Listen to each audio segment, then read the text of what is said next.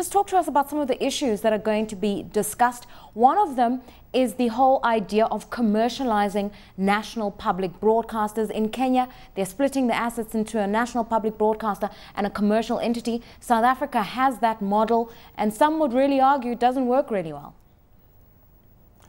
I think there's a big change going on with the digital transition, and what is happening is different in different African countries. In Tanzania, they've given 3 licenses for signal carriers so that the private sector as well as the public sector can participate. What they're saying in Kenya is that they will set up a single signal carrier called Signet, and at the end of the transition period, if the private broadcasters want to set up their own signal carrier at that point, they will allow it to happen. I'm inclined to agree with you that Centec is not a shining example of this kind of carrier company, but I think there are very particular circumstances in South Africa which make that the case. And then let's talk about commercialization strategies, because even if you're a national public broadcaster with a constitutional mandate to inform, to educate the public, you've still got to make money. The commercial divisions do it because they prey on popular culture, sponsorship strategies, advertising revenues, but the two have to work in synthesis. I think the continent's public broadcasters are in an impossible position. Far too many of them are Mr. President television, and this has robbed them of a great deal of trust with their audiences. When there is ever any choice in the market, those audiences go to the other broadcasters in some considerable numbers. And as has happened with KBC, it has gone from number 1 to number 4 or 5 in the market. And this is happening in countries all across Africa. So they have a considerable challenge because they have both a public mandate to do all sorts of activities like education and multi-language broadcasting, but at the same time they have to try and compete. And somehow Africa has to reinvent public broadcasting, otherwise it will become marginal. All right, let's talk about the one public broadcaster that seems to work fairly well, and that's the British broadcaster, where effectively the state still provides almost 90% of their revenues, but keeps at arm's length when it comes to operational issues. How do they get that right? I think what they have set up is an arm's length principle, which means that there is a board of governors who are appointed by the government, but actually are independent of the government. I think that the BBC is an interesting example, but it is huge in terms of resources, and I don't think African countries have those kinds of resources. You can see that even in a country like South Africa, which is comparatively wealthy, SABC is buckling under a range of financial and management issues. So I think that somehow African governments, African civil society has to kind of rethink how it looks at public broadcasting. Otherwise, the model will not work. All right, let's talk about the options available for consumers. We're beginning to see quite a few independent channels spring up free to air. There's the launch of pay TV and satellite networks, and then there are these national public broadcasters. So in many ways, the consumer is spoiled for choice, but also forced to dig deep into their pockets if they want quality viewing.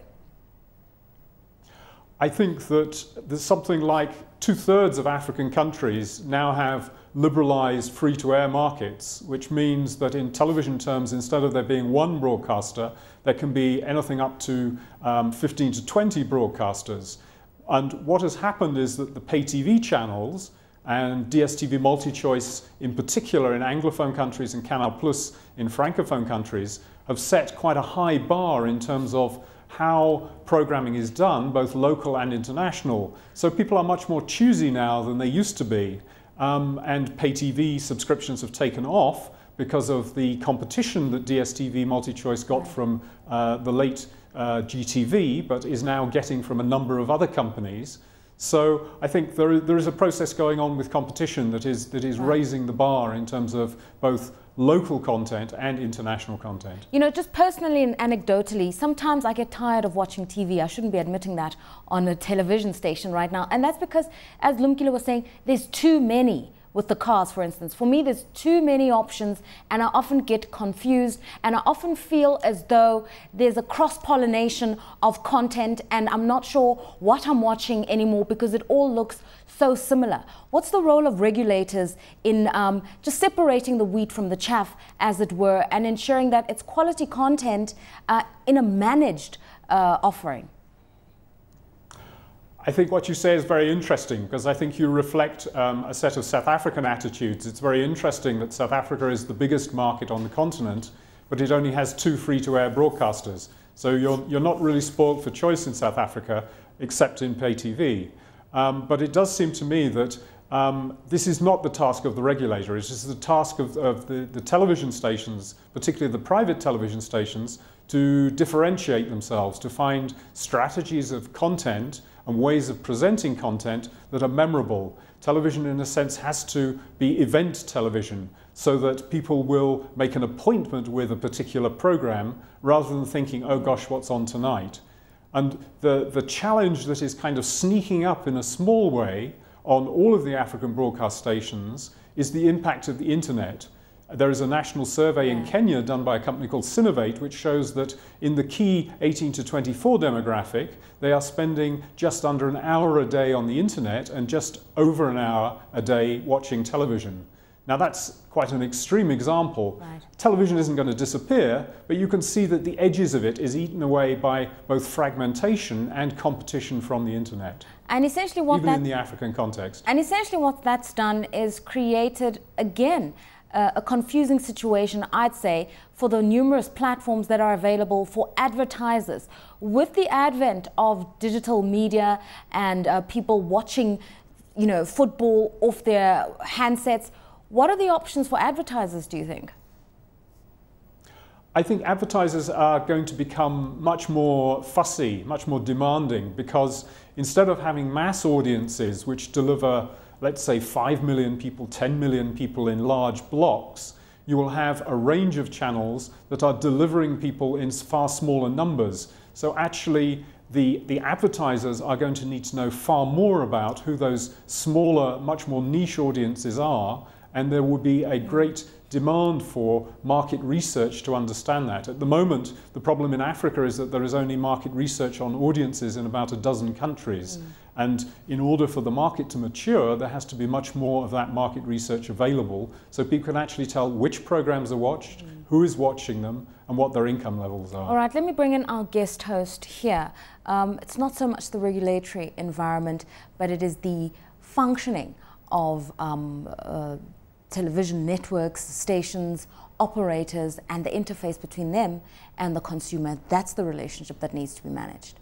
Very much. But more importantly, South Africa is the role of the consumer, because it was interesting for me that Top TV sold all the decoders that they produced, about 30,000, within a month, which raised a lot of issues because the competition had lowered the price and offered a bouquet targeted at a particular income group. And to see a new entrant, nobody had seen the content thereof and went for it. Which is quite interesting because it explains to me that the consumer perhaps is looking for something affordable on the pay TV. At the same time, is not necessarily into sport, because if you look at the new entrant, they don't have a nice sports package compared to just TV. So it's quite interesting that there's a development of new taste even in lower end market, where people want a choice and they'll buy a product if it's affordable without necessarily knowing what is there. Let's talk about that a little bit, just in terms of the purchasing power of the average African, because although growth figures are consistently above 3% in Africa, and in the resource-rich countries we're moving into the 7–8%, there isn't a sense that people would be spending their newfound disposable income on pay TV, for instance, or is that wrong?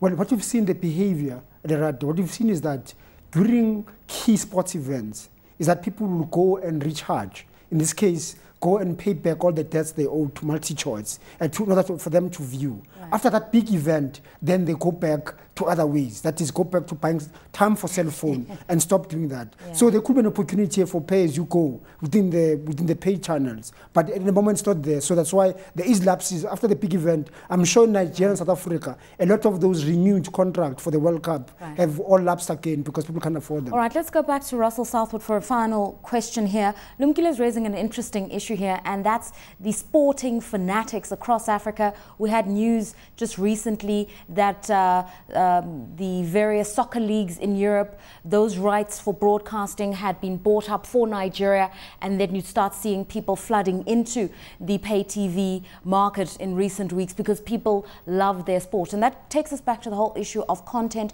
and sharing content across Africa. What approach do commissioning editors need to take in terms of identifying local content that's good, that they can syndicate across the African continent affordably, but also make it relevant to the consumer? Because of our different heritages and different language, we all want different things from broadcast media, but the one thing that unites the continent is sport. This is very true. However, people have become somewhat mesmerized by the Premier League rights. And what has actually happened is that the Premier League rights have gone from the company that bought them and failed to make a payment, as I understand it, to DStv MultiChoice, SuperSport. And so it's a transition there. But I think what your host has rightly picked up on is that Top TV, instead of trying to confront DStv MultiChoice on the ground of sport, which is a very expensive content area to be in, has chosen, in a sense, to look at much more like family television. You were asking about local content across the continent. I think you're looking at things like Nollywood, which has been extremely successful, which is called film, but is in fact usually an hour and a bit long, so it's much more like TV programs. And things like format shows have been particularly popular. And so I think there is a ground for local content. Here in Kenya, the #1 television station, Citizen, went from #5 to #1 on the basis of making local shows, including a very successful comedy called Inspector Mwala. And I think that is the shape of the future, convincing advertisers that the long haul is local content, because globally, people watch local content much more than they watch international content.